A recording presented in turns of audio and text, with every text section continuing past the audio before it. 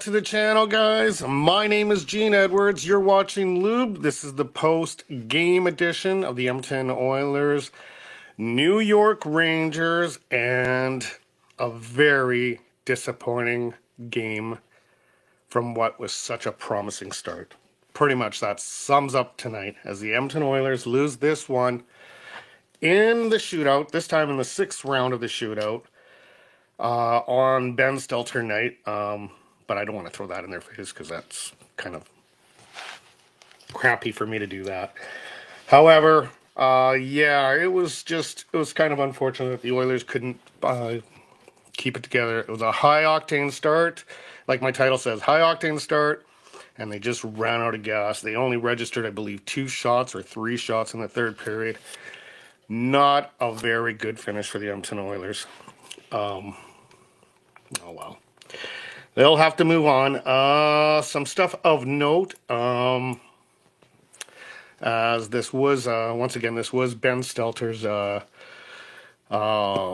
tribute night. So the Edmonton Oilers came out wearing the number 22 jersey and Stelter nameplate. So that was pretty sweet of them to do that. The 50-50 draw, I believe, was over $5 million when it was all done and said. So someone got $2.5 million. So wow.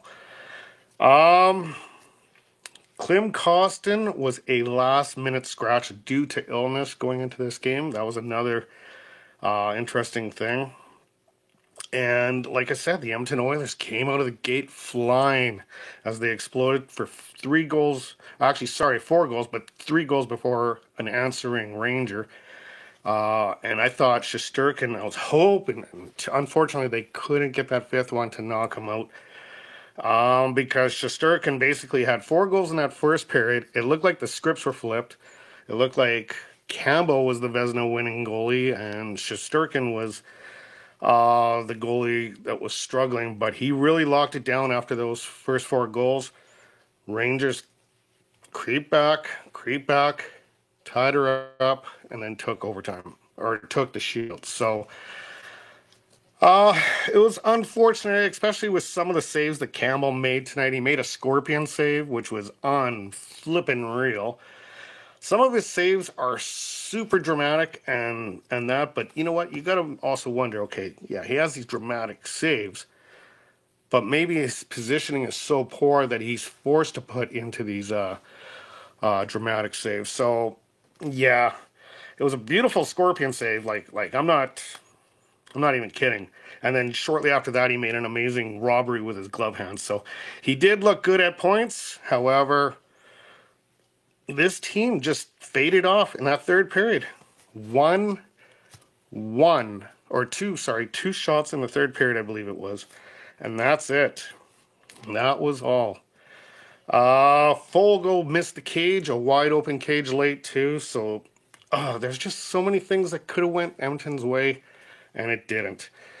And then it went into the shootout where basically Nuge got it, Kakko got it, McDavid didn't, Panarin didn't, Draisaitl didn't, Zibanejad didn't, Barry didn't, Tarasenko didn't, Ryan didn't, and then Heitel. That's one of those guys that I pronounced very incorrectly earlier today. Heitel didn't, Yamo didn't, and I just knew it. When Alexei Lafreniere, I said to myself, that's it, it's over. Lafreniere's going to do it. And sure as hell, I called the fate on that one. Okay, let's go into the scoring summary. Let's see if I can see that. No, I'm gonna have to use the tablet here. The thing is when I'm reading it off of the laptop here that I'm actually filming using that as the camera, it's so small. So I'm just gonna load up my laptop here 1 second, and we'll go through the scoring summary here.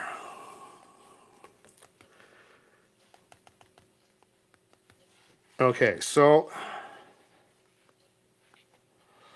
it started in the first period with Ryan Nugent-Hopkins on the power play to Zach Hyman for Connor McDavid's 100th point. This is his 6th season at 100 points. I believe he's actually surpassed Alexander Ovechkin now on this one.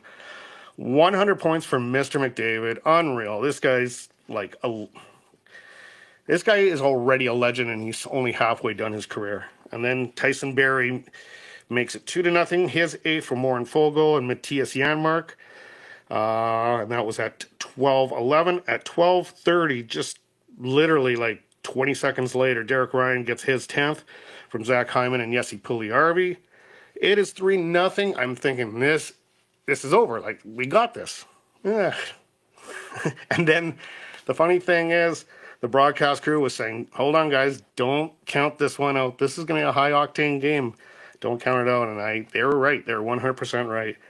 Chris Kreider gets a power play goal, making it 3-1. Then it's 4-1. You think, okay, they're going to pull Shesterkin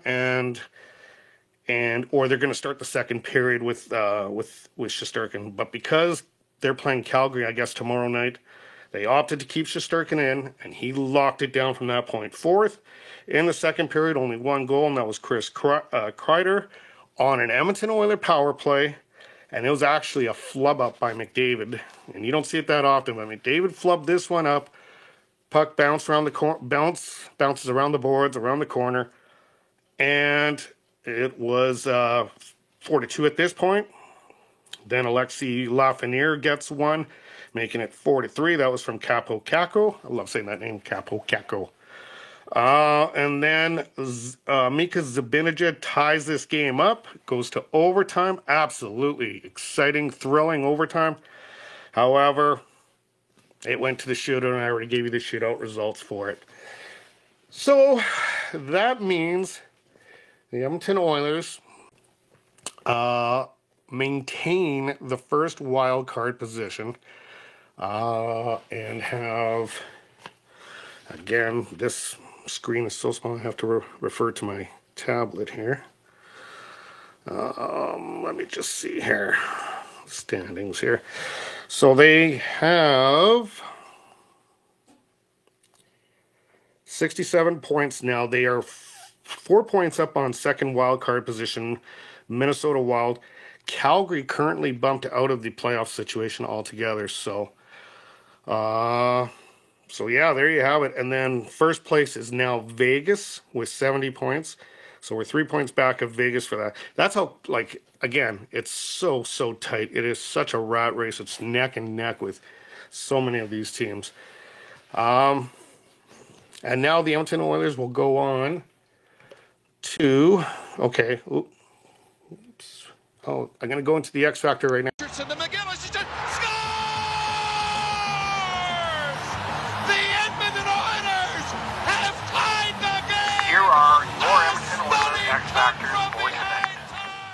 Okay, so for the X Factor, it's pretty much the title. Pretty much the title for the X Factor, as the Edmonton Oilers lose this one. Oops, wrong one. There we go. They lose this one, and it was because of their high-octane start, and they ran out of gas at the end.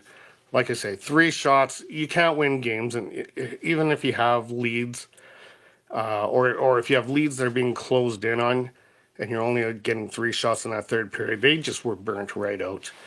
So that is that, and it's unfortunate.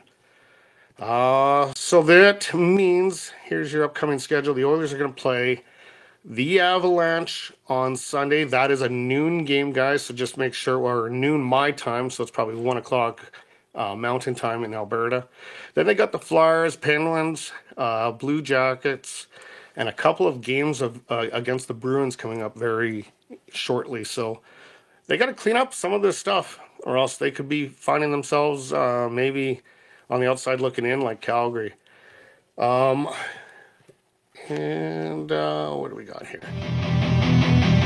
I don't want to get into that just yet, so I'm going to just wrap up here. I'm going to see if there's any comments here. And if there is, I will. No comments yet. A big trade happened with the Maple Leafs tonight, by the way, too, as Ryan O'Reilly is now a Maple Leaf. I don't know all the details on it because I was watching the hockey game, I heard that just as the game ended and they went into the news, and then I had to prepare this, but I guess it involves Minnesota as well, so massive trade there. So the chips are starting to fall, so maybe we're going to see the Oilers making a big move soon. Let's see. Any comments, guys? What did you think of tonight's disappointing ending to an amazing beginning? Yeah. If there is no questions or comments, I am going to wrap. I'm going to wait a few more moments here, but if not, I am going to wrap this thing up and shut her down. And then we will do the preview for the Avalanche tomorrow. At some point in time tomorrow, I'll do it because it is a noon start on Sunday. Okay, guys, I guess that is going to be a wrap for tonight. As always, stay healthy, stay happy, stay hydrated, and we will talk soon, guys. You guys have a great night, and don't let this one bother you too much. All right, good night, guys.